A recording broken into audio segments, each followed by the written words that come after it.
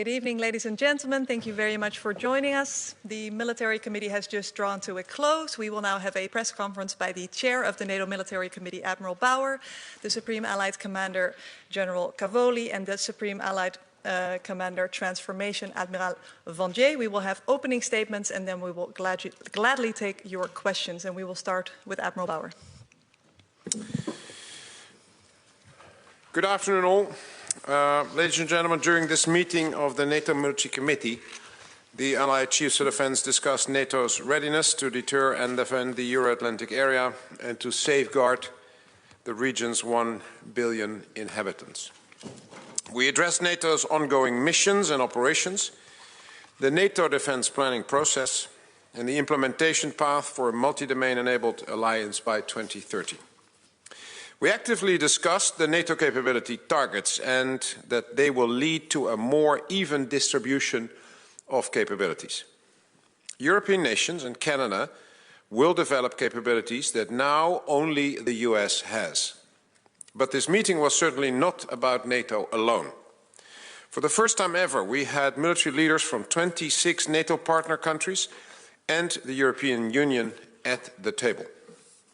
The countries that were represented were Algeria, Armenia, Australia, Austria, Azerbaijan, Bosnia and Herzegovina, Colombia, Egypt, Georgia, Iraq, Ireland, Israel, Japan, Jordan, Kazakhstan, Malta, Moldova, Mongolia, Morocco, New Zealand, Qatar, Republic of Korea, Serbia, Switzerland, Tunisia, and Ukraine.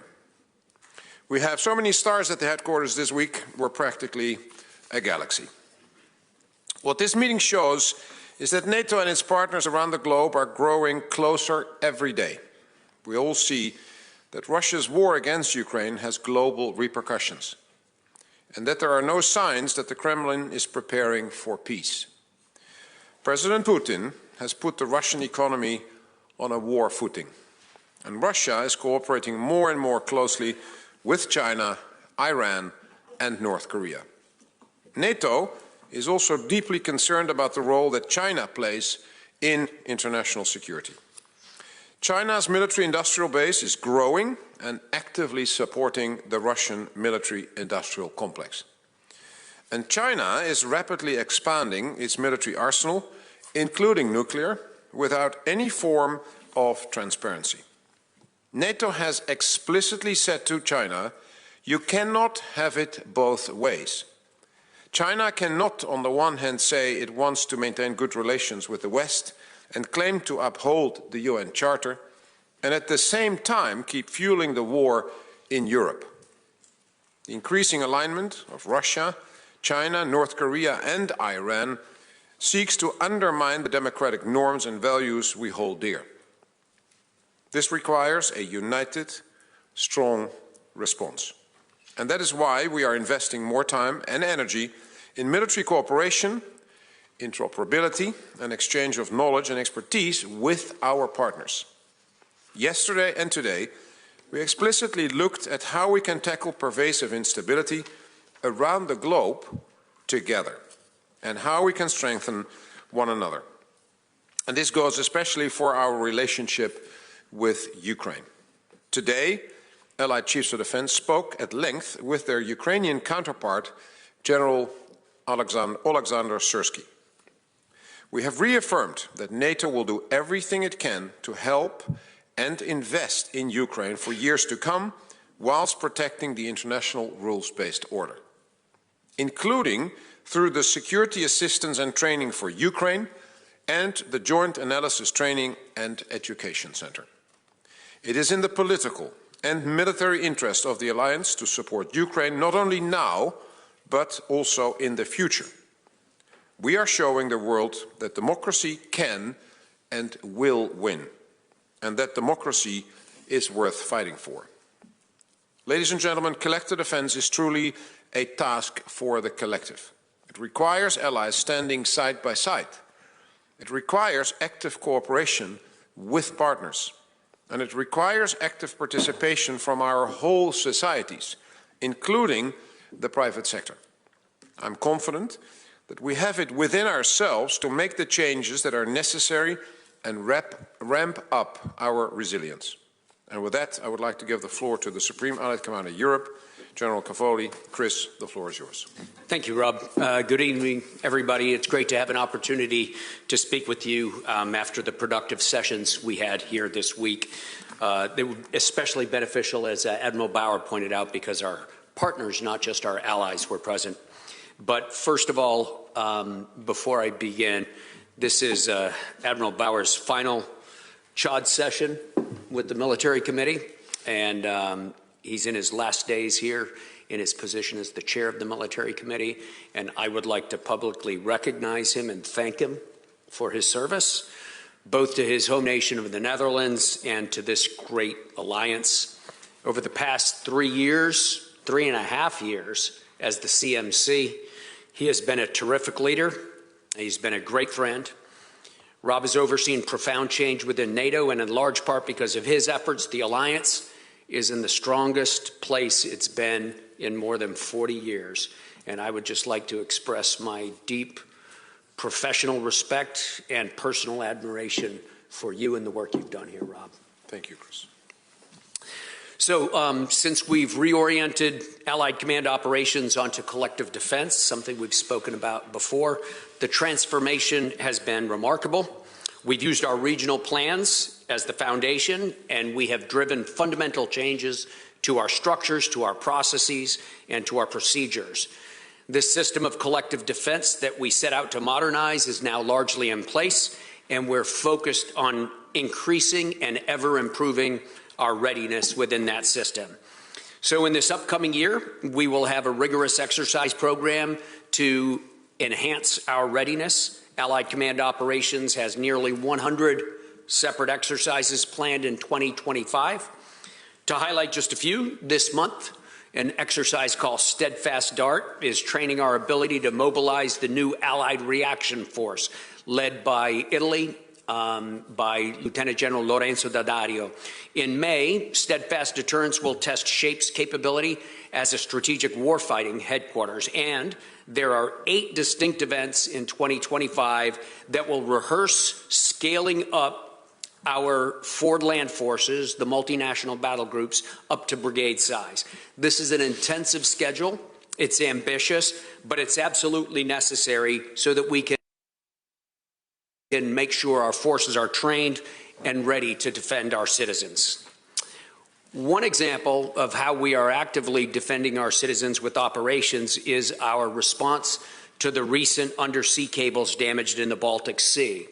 ACO, under my authorities granted to me by the North Atlantic Council as SACIR, ACO commenced a new multi-domain enhanced vigilance activity called Baltic Sentry.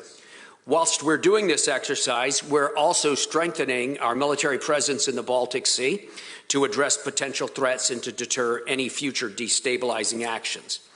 Finally, as officially announced last month, NATO security assistance and training for Ukraine and SATU has begun to assume responsibilities from the International Donor Coordination Center in Wiesbaden, Germany. This new headquarters is streamlining international support to Ukraine, and it will help Ukraine achieve full interoperability within NATO standards. So I have many thanks for the nations for quickly sending their personnel to stand up in SATU. It was stood up in near record time, and now we are assuming the missions to defend the logistic enabling nodes across the eastern flank of our alliance. Just last week, I returned from a visit to Kiev alongside Lieutenant General Buzzard, the general officer who commands in SATU. We held very productive conversations with Minister Umierov and with General Syrskyi, the commander-in-chief, the supreme commander of the Ukrainian military. Together, we're putting Ukraine in the best possible position for its future. So thank you all very much. I look forward to your questions. Ladies and gentlemen, thank you for giving me the opportunity for the first time to speak to you as SACTI So I'm new in the position. I arrived in September, and so I just written my 90 days letter sent to the SecGen before December. First, I'd like to thank you, Rob, for what you're doing and what you have done among the CMC, making the three of us being one. And I think it's a powerful moment for the Alliance, having the three commanders which are just acting as one. Nothing else we do is not known by the two others, and so it's a very important, and it gives us momentum in the Alliance. In a CT perspective, I'm feeling strongly that we are in a race. We've launched a race. We are in a race. It's a war-fighting race. That means that we are racing to adapt, to transform, to invent, in order to outpace the enemy, to be quicker than him. And as we see it in Ukraine, we are facing new military tools. The example of a country, Ukraine, that is be able to set a full denial of the Black Sea, and which is in a strong attrition game against Russian Navy, is a good example of what is going on in the new warfighting perspective. My first task is to support Ukraine, as the others do, and ACO with NSATU. I'm doing that with JADEC. JADEC has been approved by the NAC, the Council, on December 16th, and will be launched on mid-February. And so we'll give there in Bydgoszcz, in Poland, the first tools to make this center work. So JADEC is about merging the best of NATO warfighting experience with civilian experience, because it's a military-civilian center, in contact with Ukraine issues, with their long-lasting efforts to prevail. So it's a long-term effort, and we will bring some programs, some of them will be secret, in order to develop skills, capabilities in order to prevail. And that will bring to NATO enterprise a strong military experience from Ukraine. And so it will benefit to both. So as I said, new tech is coming in the field, meaning new space, and you've seen how Ukraine used new space for their operations, robotics, unmanned, AI, quantum, and the list is bigger.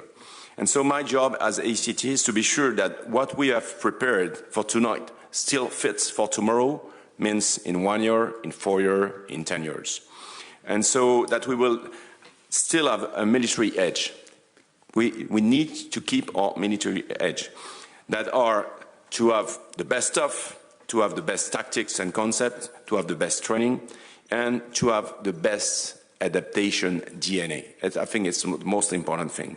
And so it's a speed adaptation game. To do that, I have two tools which are in my hand. The first one is the NDPP, so the NATO Defense Planning Process. We are in the phase 3, and we are a moment where I've been given the task to translate SECURE's plans to capabilities and then to discuss capacities with the nations. And so the SecGen has asked me to accelerate the process in order to be able to put the capability targets on approval before the next summit. And so things are going well. We have 50% of the results, and so that will be given to the minister to approved not later than May. The point is, with the NDPP and this cycle, it's giving strong visibility to industry. And so it's something that didn't happen since decades. So now all the 32 members and the European one will have a plan saying, I will fulfill these capability targets. And so then they can go to industry, say what they will do in the future. So NDPP is a sort of market accelerator. And so it's very good for industry. It's an important moment. The second point is innovation. And so with the SecGen team, ACT is to experiment new things that we will bring as quick as possible to warfighters. So I can give you some examples. We've been given the task to evaluate acoustic sensing, so it's complements to the radar. And we've tested this in a matter of 6 months in a NATO country, and we've proved that this kind of stuff can be connected to a NATO air picture. The second range is that we will work on the operational USV experimentation for the Baltic in support of the Operation Baltic Sentry that has been decided this week. It's a totally new approach of capabilities with which we will try to do things different and to learn quicker. And so back to the innovation we are launching, it's not only about new magic guns or things which are about technology. It's a new way to do things. It's not specification-centric, but it's warfighter-centric. So it goes directly to the warfighters. It's not long-term. It's immediate and short-term delivery. It's not immediately perfect, but it's adaptable. It's incremental. It's not about small numbers. It's give the possibility to be scalable at mass, and it's software-centric. And so it's what we bring in the NATO enterprise. So we have all of us, with the plans and innovation and the will and the support of the 32 nations, the means to succeed. And the question is a question of speed. We need to act fast and smartly. And so in these turbulent times, ACT's job is to provide the warfighters with the quickest and the best warfighting tools. Time is a paramount. Thank you. Thank you very much. With that, we are ready to take your questions. And for the transcript, I kindly ask you to state your name and outlet. We will start in the center, in the back row. Askanus, yeah. Thank you. I have a question for... Name and outlet, please. Sorry, Cristina Giuliano, Asca News. I have a question for General Cavoli. It's about first of all, the contribution of Italy for NATO effort. I would like your assessment. And then about Baltic Sentry. Given that Baltic Sentry is an operation of deterrence, I would like to understand if what's going to be if something happened like what happened on Christmas, and then it could be replicated in other seas, like, for example, Mediterranean Sea. Thank you. Sure. Thank you very much for the question. First of all, Italy's contributions are extremely important to the alliance, and in some cases they are one of a kind. First of all, Italy rapidly moved to the front to establish, as the framework nation, the battle group in Bulgaria. So Italy has established the framework for a brigade-sized battle group in Bulgaria, has had soldiers deployed to Bulgaria in cooperation with other NATO nations for almost 2 years now. Italy has already staged an exercise to raise that force up to brigade level, and we're very grateful for that, and I'm sure Bulgaria is also. Second, Italy has continued to contribute to air policing, especially in the Balkans area, and in some cases has actually provided the majority of air policing for other nations inside the alliance. In this regard, it's very useful that Italy has rapidly moved into 5th generation aircraft, in this case the F-35, and so they're able to conduct these air policing missions at the very cutting edge of military capability, and we're grateful for that. In the maritime domain, Italy, of course, given its geographical location and its historical activities in the Mediterranean Sea, Italy is a significant contributor to all of our maritime options and operations in the Mediterranean. It would be too numerous. The examples would be too numerous for me even to state. But finally, I'd like to call special attention to Italy volunteering to be the first nation to assume and bring to full operational capability the Allied Reaction Force. It's a new force that's designed as my swing force, my force in waiting to handle out-of-area operations, unexpected contingencies that do not fall within the regional plans, or even to add reinforcements in specific locations to the regional plans. Italy, under the NATO Rapid Deployment Corps located in Solbiate near Milano, and under the command of Lorenzo Daddario, General Daddario, has done an absolutely spectacular job of bringing nations together and creating a rapidly deployable, responsive unit that has already proven its worth in exercises in the Balkans and will soon continue to do so in other locations. So Italy's contributions, as with so many of our allies, are significant, even though they do not make the headlines every day. With regard to Baltic Sentry in many ways will illustrate the challenges of defending critical national infrastructure. As you know, there are complications of jurisdiction when we talk about national infrastructure. Some of it is national, some of it is commercial, some of it is in national waters, some of it is in international waters. So there's a complicated mix of authorities that belong to ministries of the interior, coast guards, police, international organizations, commercial organizations, and in each case we work very carefully with the relevant authority to share information and to give an understanding of what is happening on the sea and in the sea, and that is the principal function that we're performing up there. I hope that was helpful. If I can add some comments on the Baltic Sentry. So it's the first time we'll give an add to the military, I would say, conventional answer by bringing some new stuff in the debate. And so it will be the USV initiative. So that exists. It has been tested and used by the US, especially in the Persian Gulf. And so the idea is to replicate what has been learned by one of our major partners, which is the US, in a NATO operation. And so ACT will bring some new vehicles at speed of light, so I expect in less than few weeks, bring that to Markham, and then begin to use this stuff, these ships, to give persistent 24/7 surveillance of critical areas.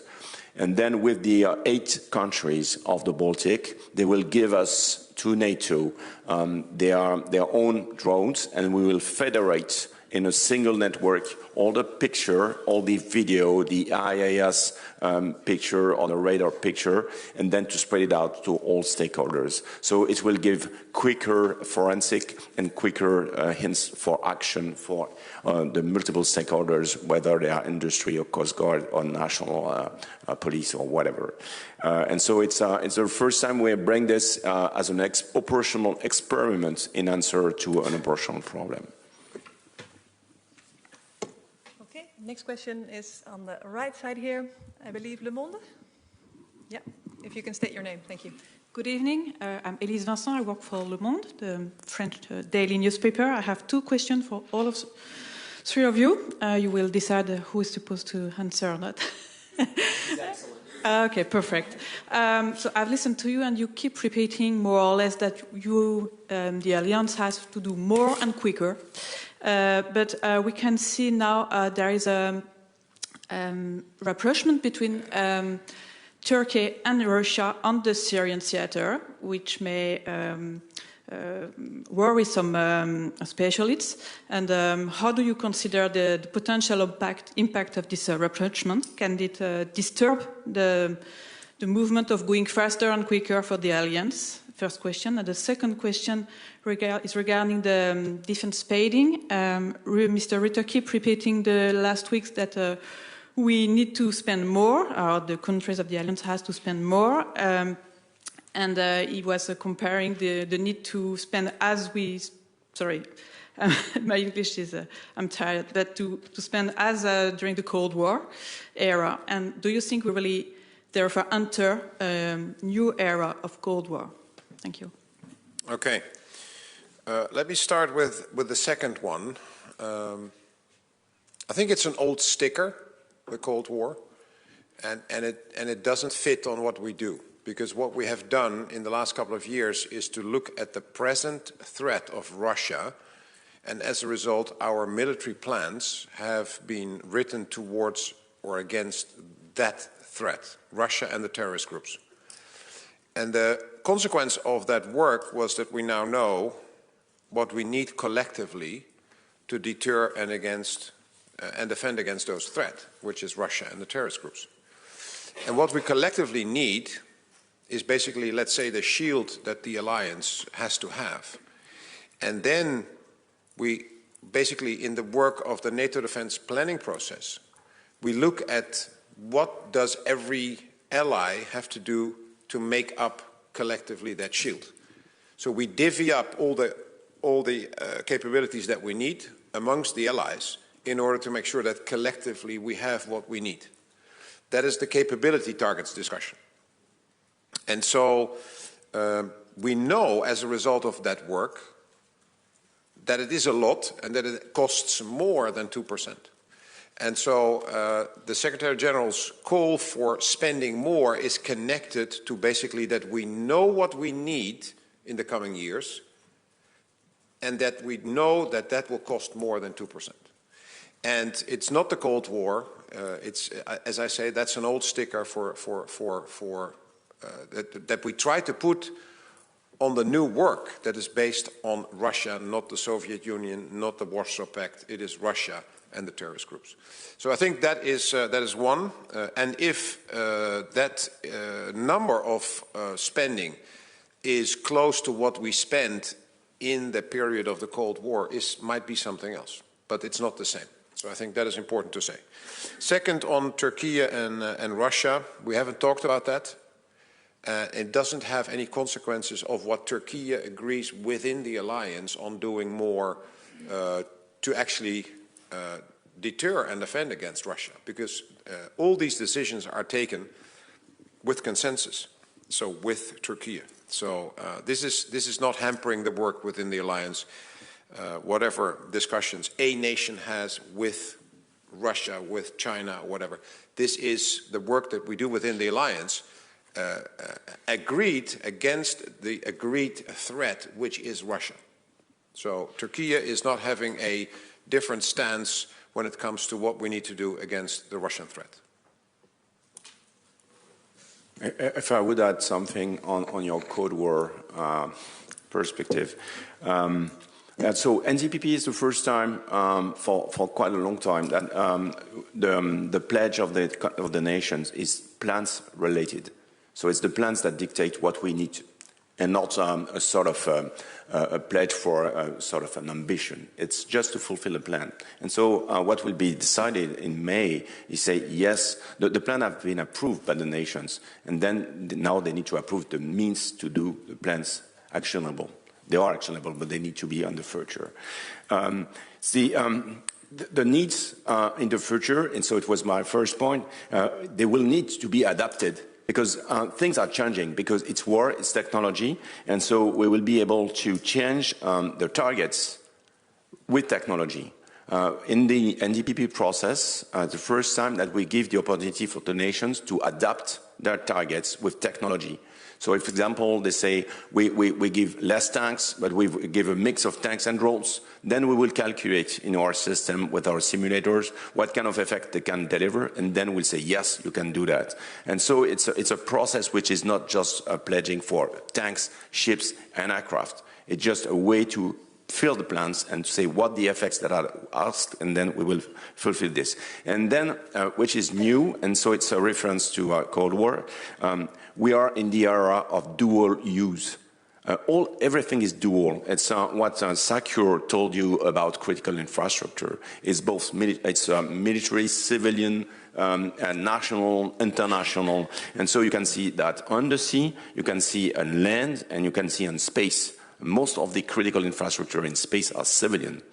And so all that questions that are driven by the NDPP is something which is new and didn't happen during the Cold War.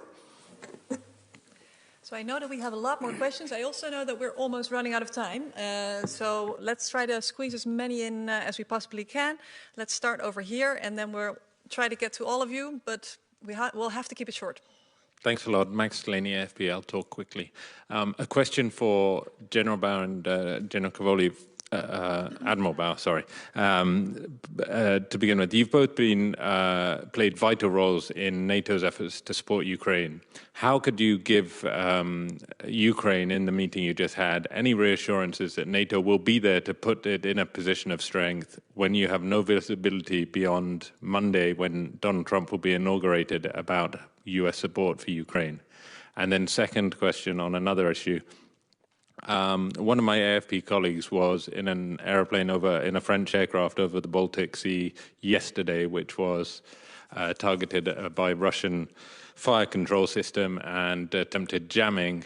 How serious was this specific incident, and how common is that sort of incident in the surveillance over the Baltic? Thank you. Thanks for the questions.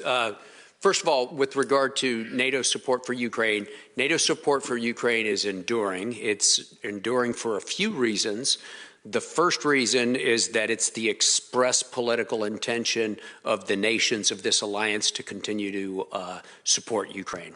The second reason is because we've actually established structures to do it. We have infrastructure, we have people assigned, and SATU is a headquarters. It's a significant headquarters.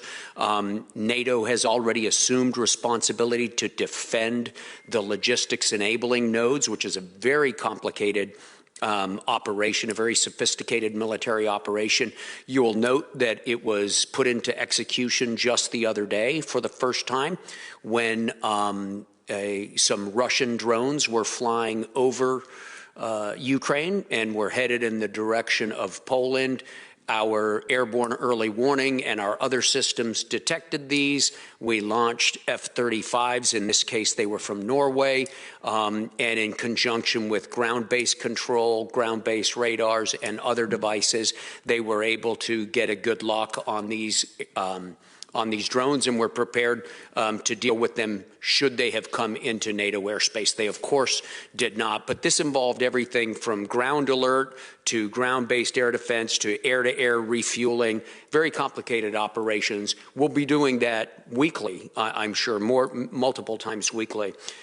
So we've put into place procedures and institutions that are designed to endure. So I'm not very worried about NATO's continuous contribution and support for Ukraine. Your other question was about electromagnetic interference. I don't want to talk about the specific case that you're talking about, but in general, I think we can say that it is widespread. It is affecting not just it is affecting all types of air traffic, and it is something that is quite serious. It goes far beyond the borders of Europe as well, and so I do confirm that.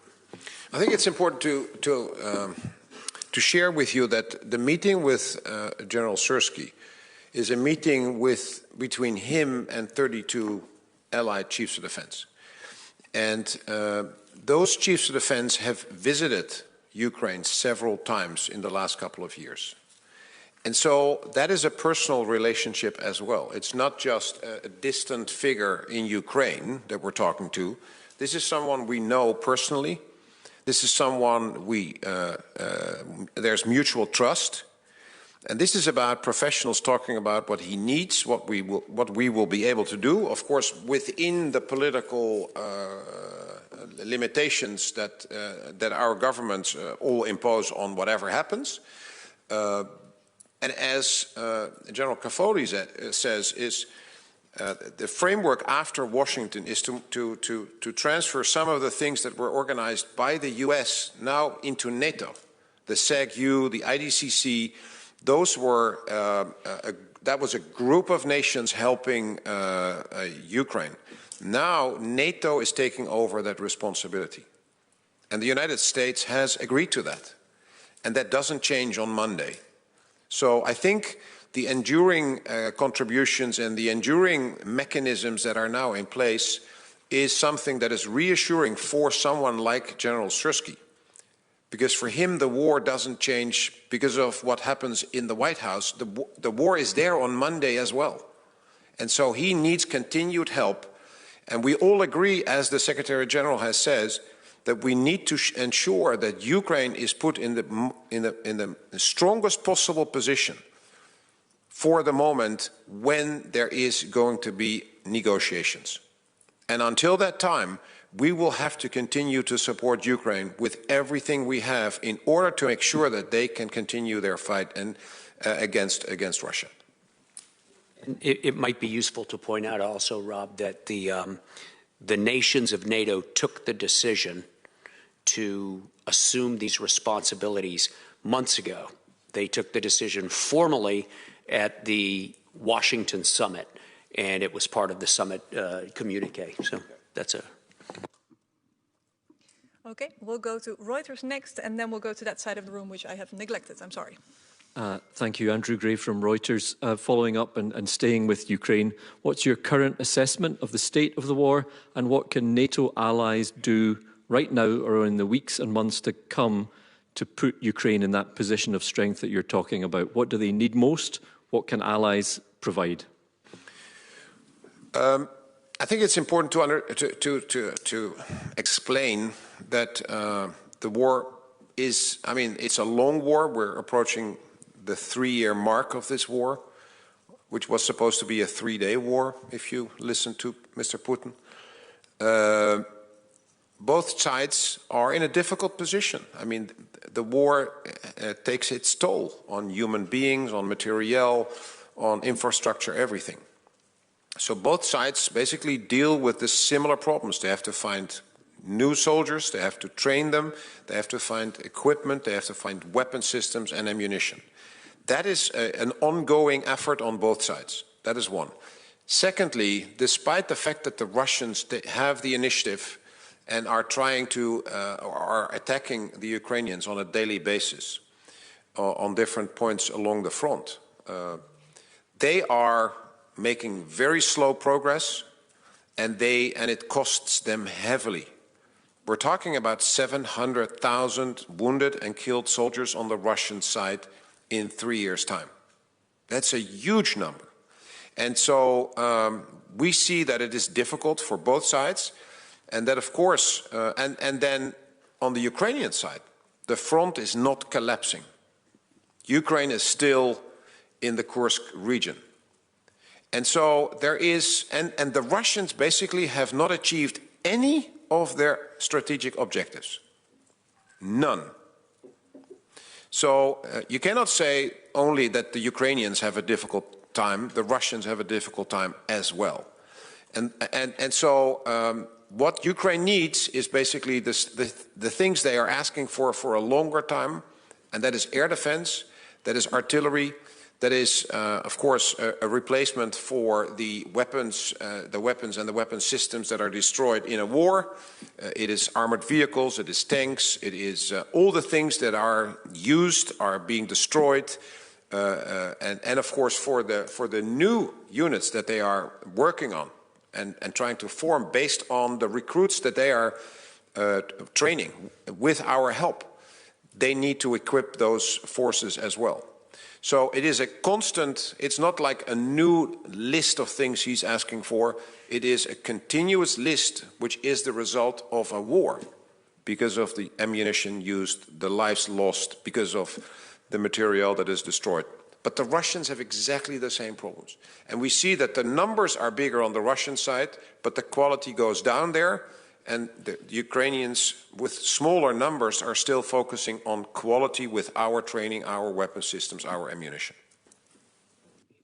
And Satyu is in daily communication with our Ukrainian colleagues and has a very detailed understanding of what they require at any given time. There are Ukrainian officers inside in Satyu who help us with that understanding as well. So it's a very close relationship. Obviously, the details of what they need, we should probably not discuss, but I'm very confident we understand what they need and that allies have the opportunity to provide. Okay, we will go to the left over there, middle row. Thank you. Bin Na Chung from Yonhap News Agency, South Korea. I have a question for Admiral Bauer. So regarding the North Korean troops, we have seen reports that the Ukrainian army have captured some of the soldiers alive. What is your latest assessment? Are they like, I mean, are they just like being used as a human shield, or are they actually having some impact in the battlefield? And I have another question, if I may. You have been mentioning China not only today, but also yesterday in your opening remarks. So I know that all of the representatives from IP4 countries have been attending this meeting. In what particular aspects or field that are you looking into to have some cooperation in military terms regarding this backdrop? Thank you. Okay, on the DPRK, I mean, it is still amazing that one of the most isolated countries in the world, North Korea, is now suddenly a player. And that is not only allowed by Russia because they need them for first their artillery ammunition and the missiles, but now also for troops. And, but it is also fascinating that China is basically allowing this to happen. So both China and Russia have stopped supporting the UN in terms of the Security Council resolutions on North Korea with regard to the missiles and the nuclear program. That is a huge change. It's a huge change that North Korea, the most isolated country in the world, now suddenly is a player. And that is, and the result of that they are in Europe fighting for the Russians, means that the Indo-Pacific is now suddenly connected to the European theater in a way that nobody thought for possible. That has huge consequences. So solving the conflict in Ukraine is not only about Ukraine and Russia. It is now also about North Korea. It is also about Iran. It's also about China. So it complicates the finding a solution, I think. It makes it more complex, at least. And secondly, I think it was a strategic mistake to have North Korea involved in this way. And so in terms of how good are those soldiers, how are they used, and what do we see? We know it's about 11,000 soldiers that are in the Kursk region, used by the Russians.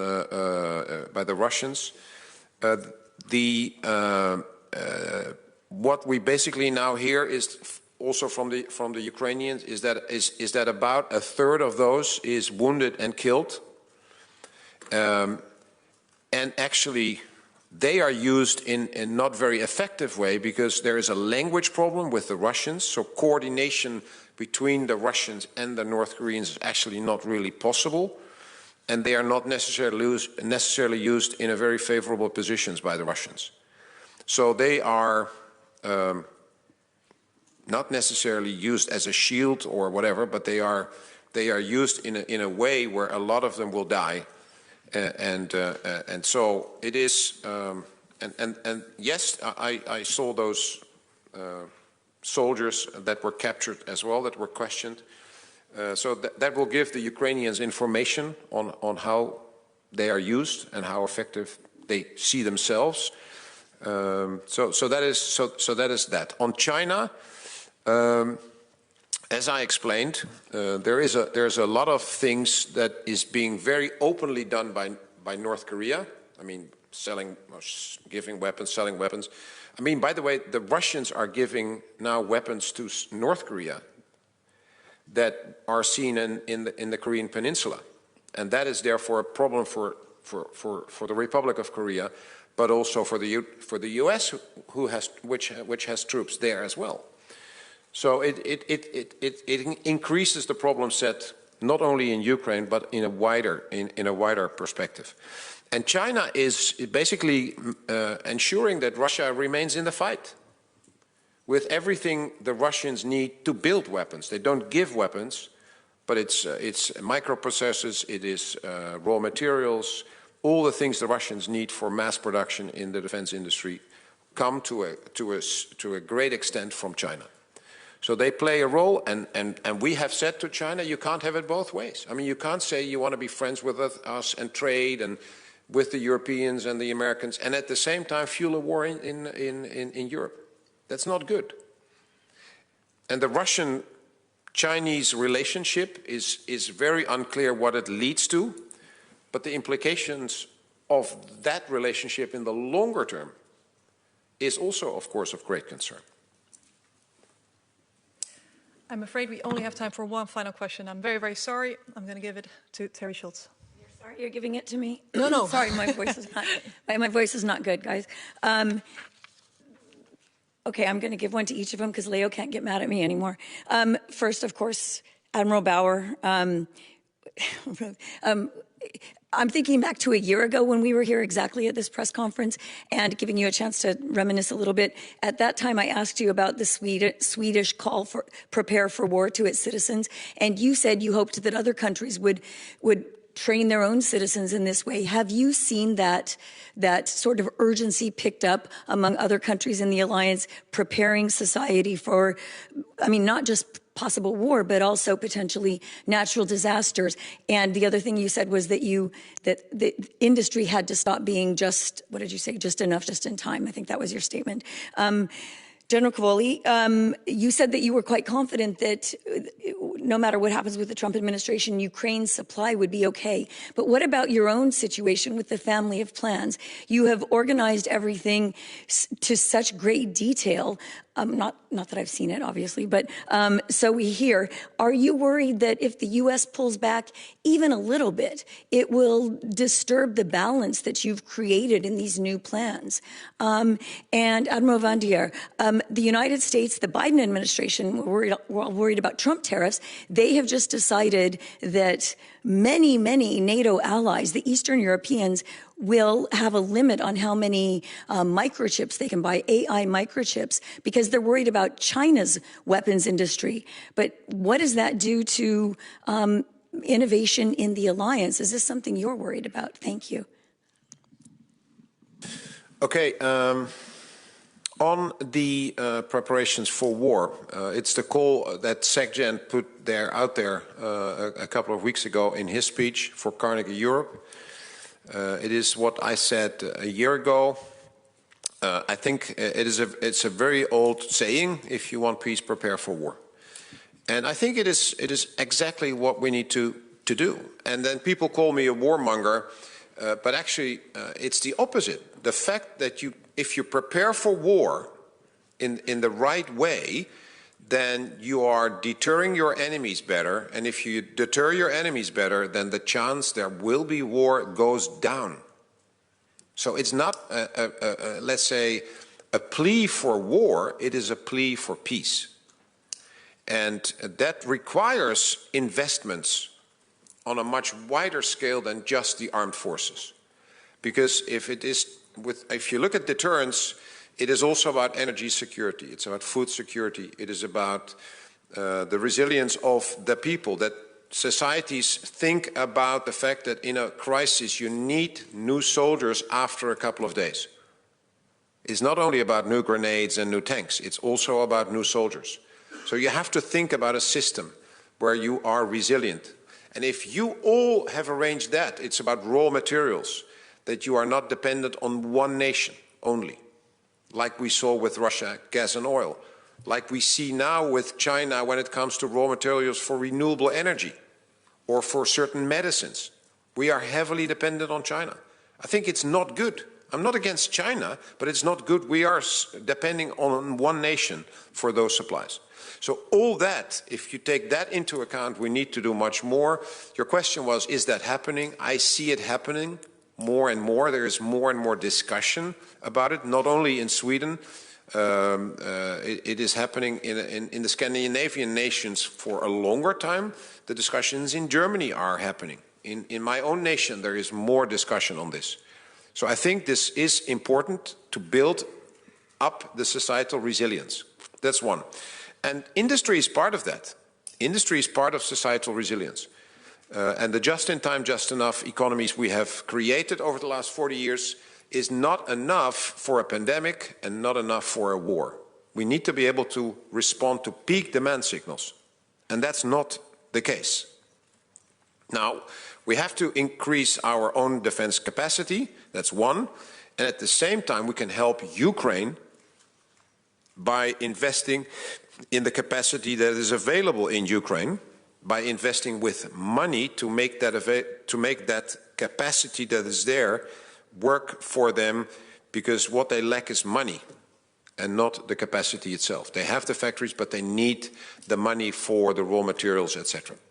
So I think that is something we are looking at as an alliance or as allies as well, and the combination will improve. But it is something we need to work on for many more years to improve our societal resilience.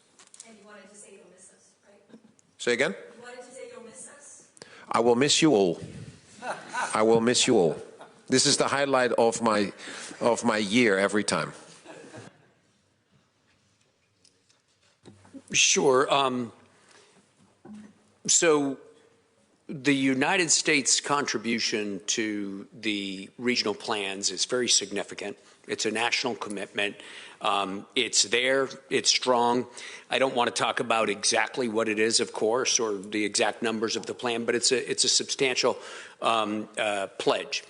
It would be irresponsible to, speculate about what a future administration might do hypothetically, so I won't do that. But I will point out that the plans are designed to be flexible and to accept the forces that are made available.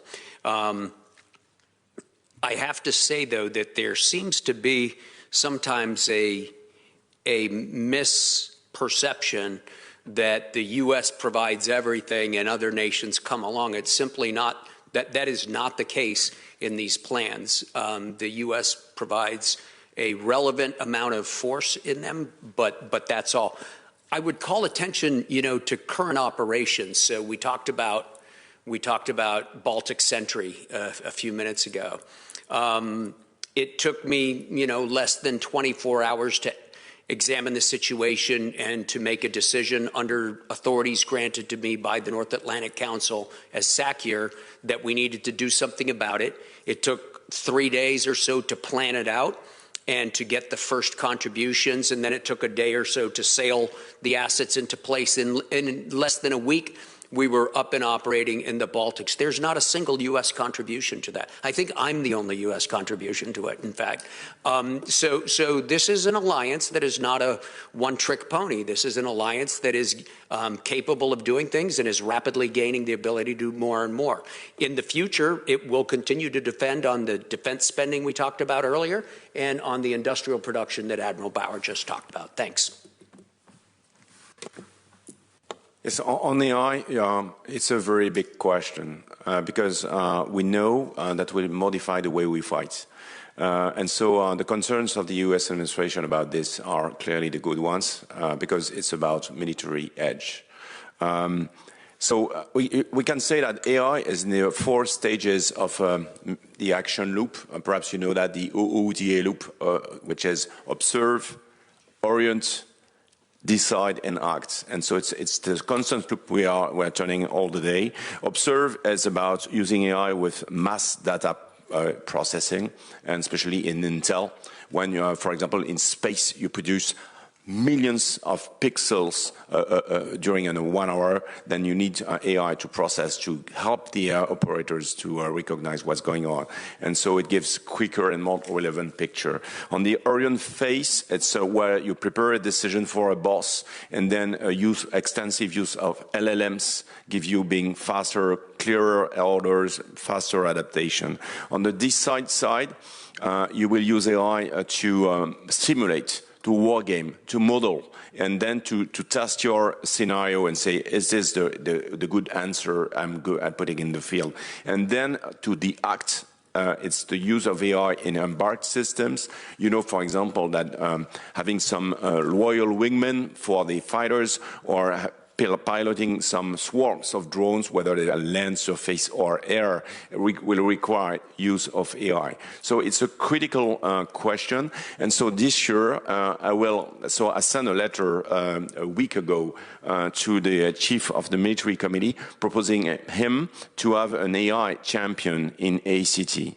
And I can tell you already that I have some discussions with some nations about implementing AI tools in their system. And so ACT will be a matter of discussion because we are in the US. We are in a close discussion with the US military, and so we're able to bring the understanding of this tech and then to find solutions for the alliance. Thank you. What about the allies that are no longer going to have access to buy as many microchips as they want from the US? AI is not just about having some microchips. You have some frugal